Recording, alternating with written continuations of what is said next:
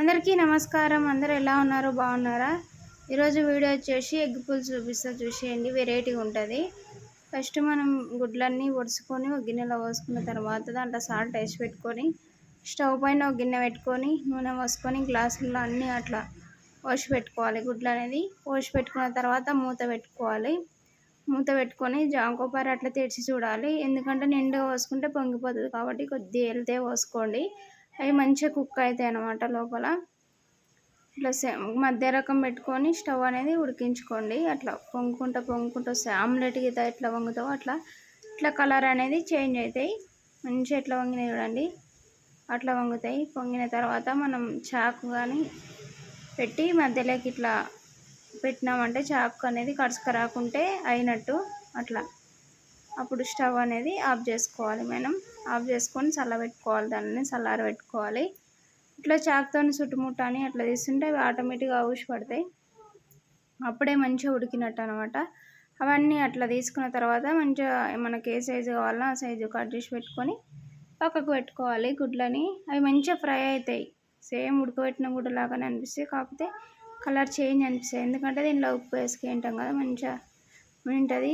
వేరే గిన్నె పెట్టుకొని స్టవ్ పైన సన్నగా కట్ చేసి పెట్టుకున్న ఉల్లిగడ్డలు వేసుకోవాలి. అవి కొద్దిగా ఫ్రై అయిన తర్వాత తగినంత నూనె పోసుకోవాలి. పోసుకొని జీలకర్ర ఆవాలు వేసుకోవాలి. కొన్ని వేసుకున్న తర్వాత అవి ఫ్రై అయిన తర్వాత కరివేపాకు వేసుకోవాలి. అవి మంచిగా ఫ్రై అయినప్పుడు అల్లం వెల్లిగడ్డ పేస్ట్ వేసుకోవాలి. వేసుకున్న తర్వాత కొద్దిగా పసుపు వేసుకోవాలి. తగినంత పసుపు వేసుకొని మంచిగా ఫ్రై చేసుకోవాలి.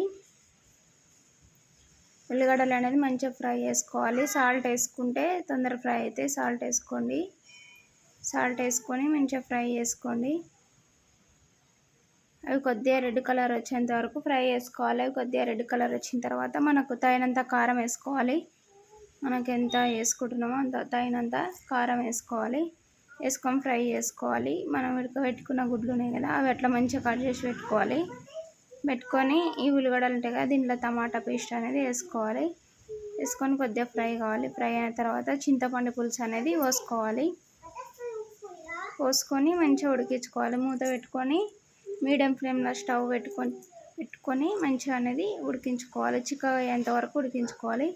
ఇప్పుడు దాంట్లో కొద్దిగా ధనియాల పొడి వేసుకొని మూత పెట్టుకొని ఒక 3 నిమిషాలు అనేది మంచిగా ఉడికించుకోవాలి. పులుసు రెడీ అవుతుంది. ఎంత ఉడికితే అంతగా చిక్కగా ఉంటుంది పులుసు అనేది. మంచిగా మూత పెట్టుకొని అట్లా ఉడికించుకోవాలి. అట్లా దగ్గరికి అయిన తర్వాత మంచిగా మనం ఇప్పుడు కట్ చేసి పెట్టుకున్న ఎగ్స్ ఉన్నాయి కదా, అవి దాంట్లో వేసుకొని మంచిగా కలుపుకొని ఒక 2 మినిట్స్ ఉడికించుకోవాలి. సిమ్లో పెట్టుకొని. సేమ్ చేపల కూర లాగానే ఉంటుంది. టేస్ట్ అయితే మాత్రం మంచిగా ఉంటుంది. తప్పకుండా ట్రై చేయండి. చూడండి, సేమ్ చేపల కూర లాగానే ఉంటుంది. టేస్ట్ అయితే అట్లానే అనిపిస్తుంది. ఈ వీడియో కనుక నచ్చినట్లయితే లైక్ చేయండి, షేర్ చేయండి. కొత్తగా ఎవరైనా మన ఛానల్ వస్తే సబ్స్క్రైబ్ చేసుకోండి.